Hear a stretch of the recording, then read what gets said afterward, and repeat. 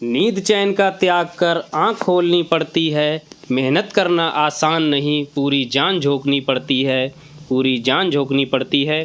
प्यारे साथियों, mission CTET जनवरी 2024 के लिए आज की हमारी वीडियो है हिंदी पेडागोजी, जिसमें हम कवर कर रहे हैं संपूर्ण हिंदी के बहुत ही महत्वपूर्ण असर्शन रीजन वाले प्रश्न और इसके साथ ही साथ अन्य महत्वपूर्ण प्रश्न भी इसमें समाहित हैं। ये मॉक टेस्ट 2 है जो आपकी तैयारी को धार देने के लिए है, इसीलिए हमारे साथ जुड़े रहिए। चैनल को सब्सक्राइब करें, वीडियो को लाइक करें, शेयर करें। चलिए शुरू करते हैं। प्रश्न नंबर 1, निम्नलिखित कथनों को पढ़िए तथा सही विकल्प का चयन कीजिए। अभिकथन ए, भाषा अध्यापक द्वारा व्यक्तिपरक अधिगम की योजना तैयार की जानी चाहिए। तर्क आर, नई भाषाओं के अधिगम से शिक्षार्थियों में विविधता होती है। ऑप्शंस आपके दिए हैं। पहला है ए सही है परंतु आर गलत है। दूसरा है ए और आर दोनों सही हैं परंतु आर ए की सही व्याख्या नहीं है। ऑप्शन नंबर 3, ए गलत है परंतु आर सही है। ऑप्शन नंबर 4, ए और आर दोनों सही हैं तथा आर ए की सही व्याख्या है। इस तरह के जो प्रश्न हैं उनमें पहला स्टेटमेंट आपको बहुत ध्यान से पढ़ना है और दूसरे में उसका कंक्लूजन ढूंढना है, यानी उसी से रिलेटेड बात की गई है या नहीं की गई है। तो पहला जैसे इन्होंने स्टेटमेंट दिया है, भाषा अध्यापक द्वारा व्यक्तिपरक अधिगम की योजना तैयार की जानी चाहिए, ये बात ठीक है, क्योंकि हमें इंडिविजुअल डिफरेंसेस के आधार पर ही अपने अधिगम प्रणाली को तैयार करना चाहिए। दूसरा है, नई भाषाओं के अधिगम से शिक्षार्थियों में विविधता होती है, ये भी बात ठीक है, लेकिन इन दोनों का आपस में कोई इंटरलिंक नहीं है। जैसे व्यक्तिपरक अधिगम की इसमें बात की गई है, इसमें कहीं भी व्यक्तिपरक अधिगम की बात नहीं की गई है। इसलिए प्रश्न नंबर 1 का आंसर नंबर 2 सही है। ए और आर दोनों सही हैं परंतु आर ए की सही व्याख्या नहीं है। प्रश्न नंबर 2 है, निम्नलिखित कथनों को पढ़िए तथा सही विकल्प का चयन कीजिए। अभिकथन ए, अंग्रेजी भारत में एक सह राजकीय भाषा है। तर्क आर, भारतीय विद्यालयों में अंग्रेजी को विदेशी भाषा की तरह पढ़ाया जाता है। ऑप्शन पहला है ए सही है परंतु आर गलत है। दूसरा है ए और आर दोनों सही हैं परंतु आर ए की सही व्याख्या नहीं है। तीसरा है ए गलत है परंतु आर सही है। चौथा है ए और आर दोनों सही हैं तथा आर ए की सही व्याख्या है। तो प्रश्न नंबर 2 का जो है वो, अब इस स्टेटमेंट को आप पढ़ेंगे। पहला स्टेटमेंट है, अंग्रेजी भारत में एक सह राजकीय भाषा है, जो कि बात ठीक है। भारतीय विद्यालयों में अंग्रेजी को विदेशी भाषा की तरह पढ़ाया जाता है, ये गलत है, क्योंकि हमारे यहाँ अंग्रेजी जो है कामकाजी भाषा के रूप में भी इसका इस्तेमाल किया जाता है। इसलिए प्रश्न नंबर 2 का सही आंसर हो गया ऑप्शन नंबर 1, ए सही है परंतु आर गलत है। प्रश्न नंबर 3 है, निम्नलिखित प्रश्नों को पढ़िए तथा सही विकल्प का चयन कीजिए। अभिकथन ए, पहले के ज्ञान के प्रत्यास्मरण के लिए विद्यार्थियों को संकेत देना महत्वपूर्ण है। तर्क आर, पहले के ज्ञान के प्रत्यास्मरण से विद्यार्थियों को जानी गई भाषा से नई भाषा में संबद्धता स्थापित करने में मदद मिलती है। ऑप्शन पहला है ए सही है परंतु आर गलत है। ऑप्शन दूसरा है ए और आर दोनों सही हैं परंतु आर ए की सही व्याख्या है। ऑप्शन 3, ए गलत है परंतु आर सही है। ऑप्शन 4, ए और आर दोनों सही हैं तथा आर ए की सही व्याख्या है। तो पहला स्टेटमेंट आप पढ़ रहे हैं जिसमें ज्ञान के प्रत्यास्मरण की बात की गई और कहा गया कि विद्यार्थियों को संकेत देना महत्वपूर्ण है, जो कि ठीक बात है। दूसरा है, पहले के ज्ञान के प्रत्यास्मरण से विद्यार्थियों को जानी गई भाषा से नई भाषा में संबद्धता स्थापित करने में मदद मिलती है, ये बात भी ठीक है। और सबसे महत्वपूर्ण बात है यहाँ पे, ज्ञान के प्रत्यास्मरण की बात पहले जो स्टेटमेंट में की गई है वही आपके तर्क में की गई है ज्ञान के प्रत्यास्मरण का। इसका मतलब ये एक दूसरे से लिंक हैं। इसलिए प्रश्न नंबर 3 का जो सही आंसर हो गया ऑप्शन नंबर 4, ए और आर दोनों सही हैं, आर ए की सही व्याख्या है। प्रश्न नंबर 4 है, निम्नलिखित कथनों को पढ़िए तथा सही विकल्प का चयन कीजिए। अभिकथन ए, अपने प्रारंभिक बाल्यावस्था में एक बच्चा संज्ञा की अपेक्षा क्रिया का अधिक प्रयोग करता है और वैज्ञानिक नियमों की अनदेखी करता है। तर्क है इसमें, तर्क आर होगा यहाँ पे, उनकी शब्द संपदा बहुत सीमित होती है। तो ऑप्शन 1 है ए सही है परंतु आर गलत है। ऑप्शन 2, ए और आर दोनों सही है परंतु आर ए की सही व्याख्या नहीं है। ऑप्शन 3, ए गलत है परंतु आर सही है। ऑप्शन 4, ए और आर दोनों सही हैं तथा आर ए की सही व्याख्या है। तो प्रश्न नंबर 4 में देखिए, इन्होंने कहा है अपने प्रारंभिक बाल अवस्था में एक बच्चा संज्ञा की अपेक्षा क्रिया का अधिक प्रयोग करता है और वैज्ञानिक नियमों की अनदेखी करता है और उनकी शब्द संपदा बहुत सीमित होती है। बिल्कुल सही बात है, दोनों बातें ठीक हैं। और चूंकि इन्होंने शब्दों के बारे में ही पहले सेंटेंस या मतलब सेंटेंस में बात की है, इसीलिए दूसरे जो रीज़न है उन्होंने वो भी उसी पे बेस्ड है उनका। तो प्रश्न नंबर 4 का सही आंसर हो गया ऑप्शन नंबर 4, ए और आर दोनों सही है तथा आर ए की सही व्याख्या है। प्रश्न नंबर 5 है, निम्नलिखित कथनों को पढ़िए तथा सही विकल्प का चयन कीजिए। अभिकथन ए, पठन और लेखन कौशल प्राथमिक स्तर पर समालोचनात्मक चिंतन में मदद करते हैं। तर्क आर है, समालोचनात्मक चिंतन पठन और लेखन का उपकौशल है। ऑप्शन ए है, एक है ए सही है परंतु आर गलत है। ऑप्शन 2, ए और आर दोनों सही हैं परंतु आर ए की सही व्याख्या नहीं है। ऑप्शन 3, ए गलत है परंतु आर सही है। ऑप्शन 4, ए और आर दोनों सही हैं तथा आर ए की सही व्याख्या है। अभिकथन ए में बोला है, पठन और लेखन कौशल प्राथमिक स्तर पर समालोचनात्मक चिंतन में मदद करते हैं, जो कि बात ठीक है। समालोचनात्मक चिंतन पठन और लेखन का उपकौशल है, ये गलत बात है। पठन और उपकौशल जो है, पठन और लेखन के 6 उपकौशल हैं, जिनमें आपके व्याख्या है, विश्लेषण है, मूल्यांकन है, अनुमान, स्पष्टीकरण और आत्मलियनम, ये हैं आपके 6 उपकौशल। तो इसमें समालोचनात्मक चिंतन जो है इसका उपकौशल नहीं है। तो प्रश्न नंबर 5 का सही आंसर हो गया ऑप्शन नंबर 1, ए सही है परंतु आर गलत है। प्रश्न नंबर 6 है, कथन को पढ़े और सही विकल्प चुने। ए है भाषा, अभिकथन ए है, भाषा संप्रेषण के लिए प्रभावशाली उपकरण है। इसके बाद आपका तर्क जो है आर है, भाषा सामाजिक संदेश देने में मदद करती है। ऑप्शन पहला है ए सही है परंतु आर गलत है। ऑप्शन 2, ए और आर दोनों सही हैं परंतु आर ए की सही व्याख्या नहीं है। ऑप्शन 3, ए गलत है परंतु आर सही है। ऑप्शन 4, ए और आर दोनों सही हैं तथा आर ए की सही व्याख्या है। तो पहला सेंटेंस कह रहा है भाषा संप्रेषण के लिए प्रभावशाली उपकरण है, सही बात है, यानी अभिकथन ठीक है। भाषा सामाजिक संदेश देने में मदद करती है, ये भी बात ठीक है। यहाँ भी भाषा एवं संप्रेषण की बात की गई है, यहाँ भी भाषा और संदेश देने की बात की गई है। तो दोनों सेंटेंस जो है आपस में एक दूसरे से इंटरलिंक है। अतः प्रश्न नंबर 6 का जो है सही आंसर आपका 4 हो गया। ए और आर दोनों सही हैं तथा आर ए की सही व्याख्या है। प्रश्न नंबर 7 है, अभिकथन ए, यह भाषा का कार्यात्मक मॉडल संप्रेषणात्मक क्षमता की अवधारणा से जुड़ा है।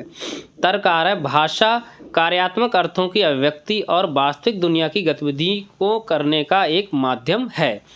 इसमें ऑप्शन है पहला, ए सही है परंतु आर गलत है। दूसरा है, ए और आर दोनों सही हैं परंतु आर ए की सही व्याख्या नहीं है।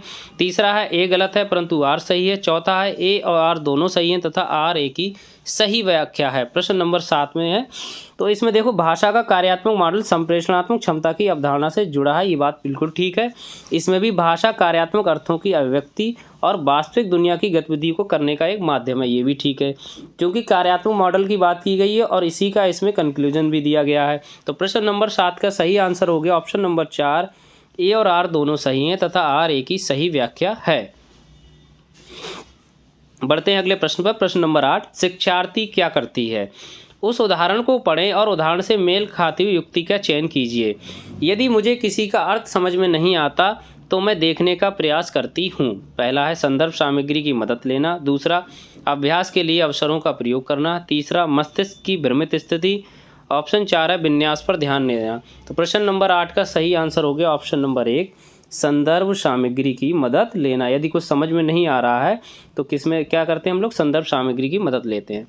प्रश्न नंबर 9 है, एक अध्यापक ने विद्यार्थियों को समूह में विभाजित किया और हाथियों पर कहानी पढ़ने से पहले उनके बारे में आयोजित प्रश्नोत्तरी में भाग लेने के लिए कहा। यहाँ पर अध्यापक का क्या मंतव्य यानी क्या गोल है उसका। पहला है टॉपिक के प्रति रुचि पैदा करना। दूसरा, सहपाठी पृष्ठपोषण। तीसरा, पाठ्य पुस्तक की समीक्षा लिखना। चौथा है उनकी स्मृति का परीक्षण करना।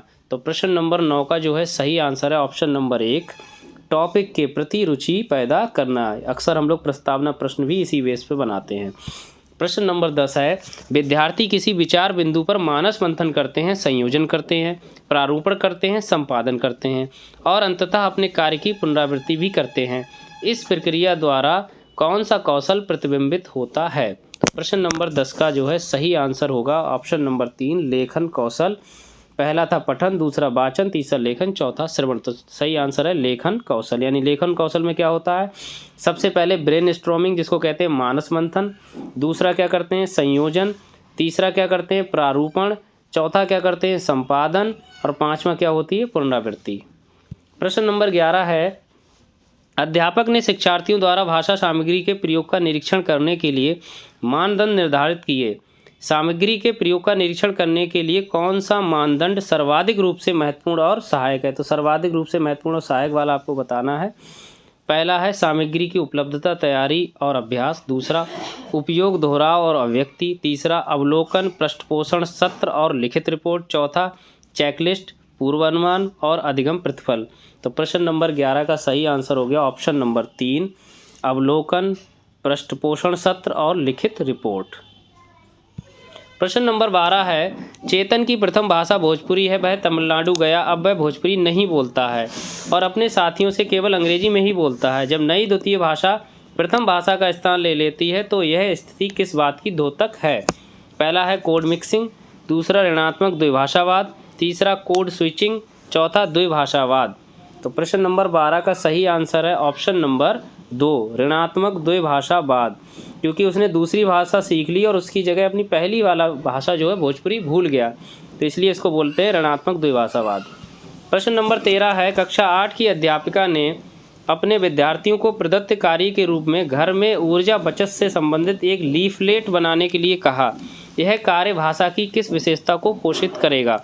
ऑप्शन 1 प्रशंसा रूप, ऑप्शन 2 सकारात्मक आदेश सूचक, ऑप्शन 3 तुलनात्मक, ऑप्शन 4 भूतकाल। प्रश्न नंबर 13 का सही आंसर हो गया ऑप्शन नंबर 2 सकारात्मक आदेश सूचक। प्रश्न नंबर 14 है, एक पाठ योजना बनाते समय उसका उद्देश्य निश्चित किया गया कि विद्यार्थियों को यह सिखाया जाए कि ग्राहकों के साथ विशिष्ट व्यापार संबंधी संप्रेषण कैसे किया जाए। यह उद्देश्य नीचे दी गई किस विधा से मेल खाता है? पहला है रिपोर्ट, दूसरा वर्णन, तीसरा आलेख, चौथा पत्र। तो प्रश्न नंबर 14 का सही आंसर हो गया आपका चौथा पत्र, यानी पत्राचार के माध्यम से हम लोग जो विषय व्यापार में संप्रेषण करते हैं वो सिखाया जा रहा है। प्रश्न नंबर 15 है, शब्दावली के प्रयोग के संबंध में व्याकरण शिक्षार्थियों को क्या करने की दृष्टि प्रदान करता है? पहला शब्दकोशीय बिंदु को अर्थपूर्ण और संप्रेषणात्मक अभिव्यक्ति से जोड़ पाना। दूसरा सुनी गई बातों को मौखिक रूप से कह पाना। तीसरा उचित कक्षाओं में औपचारिक लेखन के प्रारूप तैयार करना। चौथा औपचारिक स्थितियों में बेहतर सटीकता और विश्वास के साथ बात करना। तो प्रश्न नंबर 15 का सही आंसर ऑप्शन नंबर 1 शब्दकोशीय बिंदु को अर्थपूर्ण और संप्रेषणात्मक अभिव्यक्ति से जोड़ पाना। शब्दावली के प्रयोग के संबंध में व्याकरण शिक्षार्थियों को क्या करने की दृष्टि प्रदान करता है, ये है इसका आंसर। प्रश्न नंबर 16 निजी वाक यानी स्वयं से बोलना यानी कि स्वयं निर्देशित वाक जिसका प्रयोग बच्चे अपने ही व्यवहार को निर्देशित करने के लिए करते हैं का विचार किसके द्वारा प्रतिपादित है? ऑप्शन 1 जीन पियाजे, ऑप्शन 2 लेव Vygotsky, option 3 Jerome Bruner, option 4 Noam Chomsky.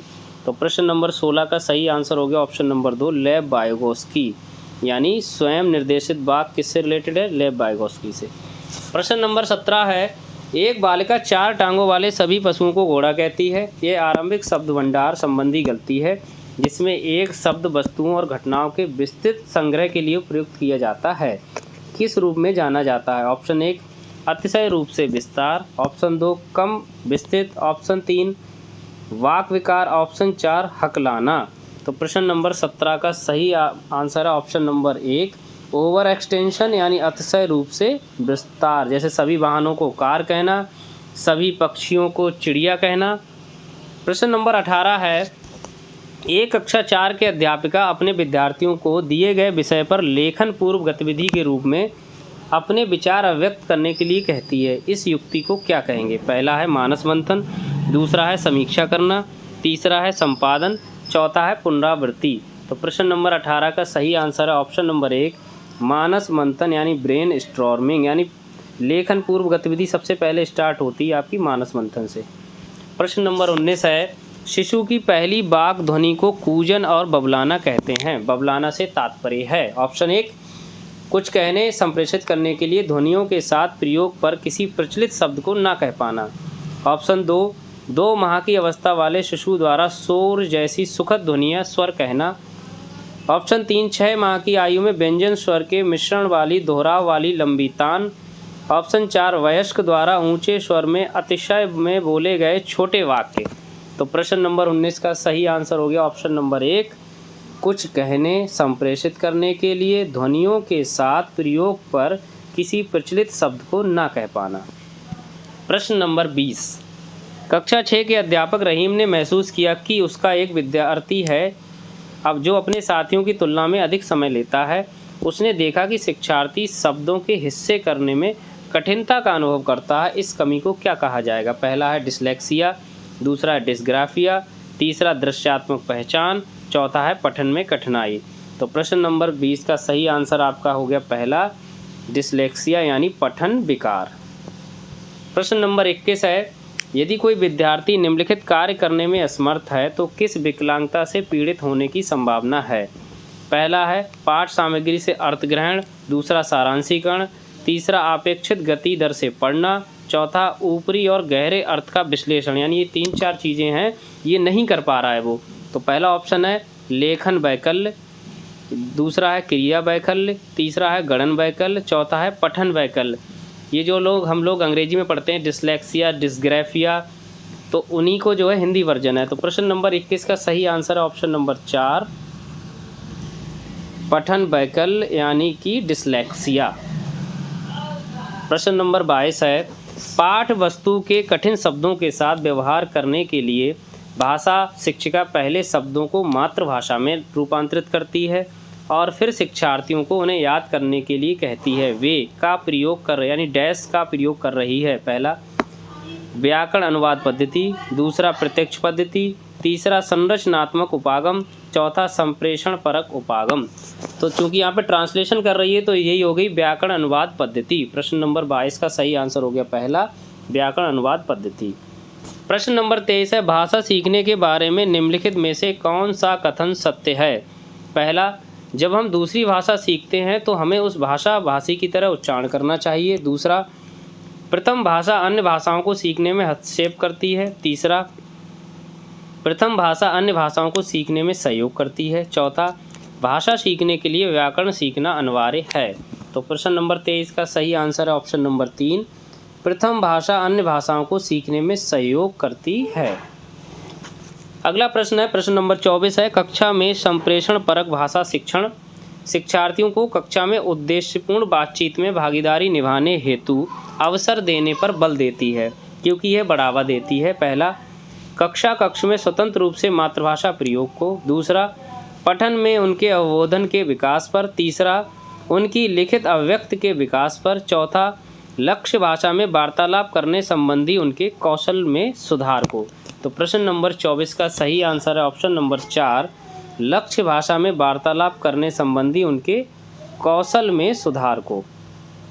प्रश्न नंबर 25 है, कक्षा 6 की शिक्षिका अपने शिक्षार्थियों से पाठ्य पुस्तक के एक पाठ में से उसके शाब्दिक अर्थ को निकालने के लिए 2 बार पढ़ने के लिए कहती है। यह उनमें डैश पठन कौशल का विकास कर रही है। पहला विस्तृत पठन, दूसरा गहन पठन, तीसरा जिज्ञासा पठन, चौथा साझेदारी पठन। तो प्रश्न नंबर 25 का सही आंसर हो गया ऑप्शन नंबर 2 गहन पठन, यानी इसको दोबारा पढ़ने के लिए कह रही है और क्या देखना है, उसको शाब्दिक अर्थ निकालना है, तो गहन पठन हो गया। प्रश्न नंबर 26 है, एक भाषा शिक्षिका अर्थ में समझ की बजाय वाक्यों की संरचना को याद करने पर बल देती है। वे का डैश का उपयोग करती है।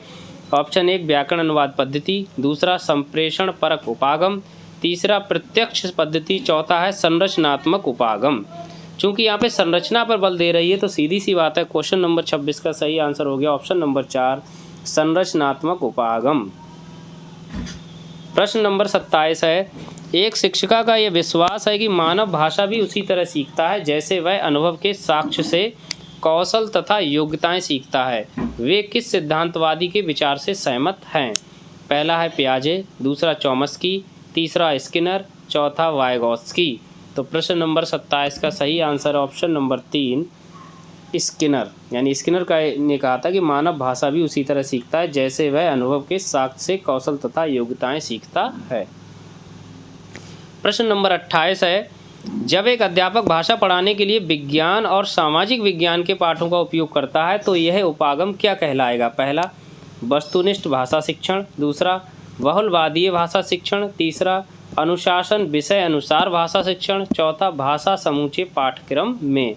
तो प्रश्न नंबर 28 का सही आंसर हो गया ऑप्शन नंबर 4 भाषा समूचे पाठ्यक्रम में, यानी ये वाला जो उपागम होता है इसमें अन्य विषयों को भी साथ लेकर चलते हैं हम लोग भाषा सिखाने के लिए। प्रश्न नंबर 29 है, पूर्व पठन से जुड़े कार्य किस लिए होते हैं? पहला, शिक्षार्थियों के पठन कौशल का मूल्यांकन करने के लिए। दूसरा, कठिन शब्दों और वाक्यांशों का अर्थ बताने के लिए। तीसरा, मुख्य बिंदु को प्रस्तुत करने और शिक्षार्थियों को प्रोत्साहित करने के लिए। चौथा, पाठ सामग्री में प्रयुक्त व्याकरणिक बिंदुओं की व्याख्या करने के लिए। तो प्रश्न नंबर 29 का सही आंसर है ऑप्शन नंबर 3, मुख्य बिंदु को प्रस्तुत करने और शिक्षार्थियों को प्रोत्साहित करने के लिए, क्योंकि पूर्व पठन की जो प्रक्रिया है उसमें बच्चों को टॉपिक के प्रति हम लोग रुचि पैदा करते हैं।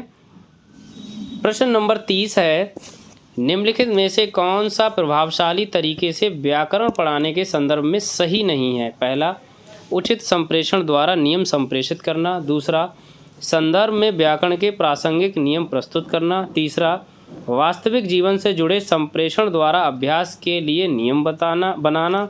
चौथा है, नियमों को याद करके अभ्यास या ड्रिल द्वारा व्याकरण सीखना। तो इसमें सही नहीं वाला ढूंढना है आपको। तो पहला, उचित संप्रेषण द्वारा नियम संप्रेषित करना ठीक है। संदर्भ में व्याकरण के प्रासंगिक नियम प्रस्तुत करना, ये भी ठीक है। व्याकरण नियम से जुड़े संप्रेषण द्वारा अभ्यास के लिए नियम बनाना, ये भी ठीक है। तो ऑप्शन नंबर 4 ठीक नहीं है कि नियमों को याद करके अभ्यास ड्रिल द्वारा व्याकरण सीखना, यानी हम रटने वाली प्रवृत्ति पे बल नहीं देते हैं। बहुत बहुत धन्यवाद। अपना स्कोर हमें कमेंट करें।